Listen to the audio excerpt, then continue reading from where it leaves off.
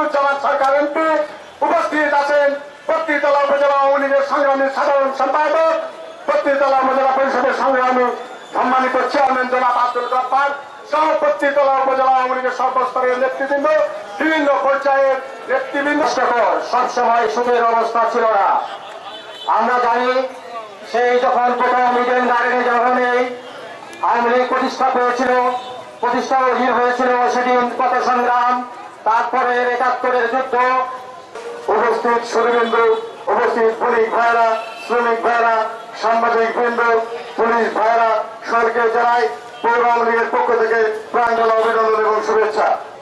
যে নেতার নেতৃত্বে আজকে বাংলাদেশ আওয়ামী লীগ ৭৫তম প্রতিষ্ঠা বার্ষিকী পালন করছে, সেই নেতা জাতির জনক বঙ্গবন্ধু শেখ মুজিবুর রহমান, যিনার স্বপ্ন ছিল নিপীড়িত নির্যাতিত মানুষের মুখে হাসি ফোটানো, যার স্বপ্ন ছিল সোনার বাংলাদেশ বিনির্মাণ করার, আজকে তার সুযোগ্য কন্যা জননেত্রী শেখ হাসিনা, মানবতার মা, বাংলাদেশের প্রধানমন্ত্রী, উনি ডিজিটাল বাংলাদেশ গড়েছেন।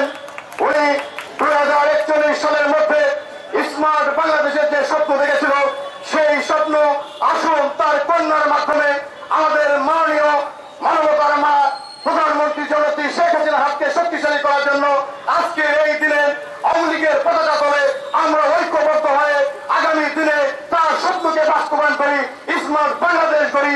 এটি হোক আমাদের প্রত্যাশা এবং আজকের অঙ্গীকার। আর পরিশেষে একটি কথা বলতে চাই, যে কথা বলুক, বাংলাদেশ আদর্শের দিক থেকে আওয়ামী লীগ এক এবং সাংগঠনিক দিক থেকে এক, এবং আমাদের মধ্যে কোনো বিভাজন নেই।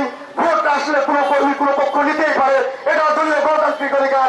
আজকে মস্তার প্রমাণ করে দেয় আমরা ঐক্যবদ্ধ রয়েছি, ঐক্যবদ্ধ আছি, ঐক্যবদ্ধ থাকবো। জামায়াত বিএনপি হাসার সুযোগ নাই। আসুন আমরা শপথ নেই, আগামী দিনে জননেত্রী শেখ হাসিনার হাতকে শক্তিশালী করি। এই আশা ব্যক্ত করে সকলের সুস্বাস্থ্য কামনা করে আমি বক্তব্য শেষ করছি। জয় বাংলা, জয় বঙ্গবন্ধু, জয় সকলের।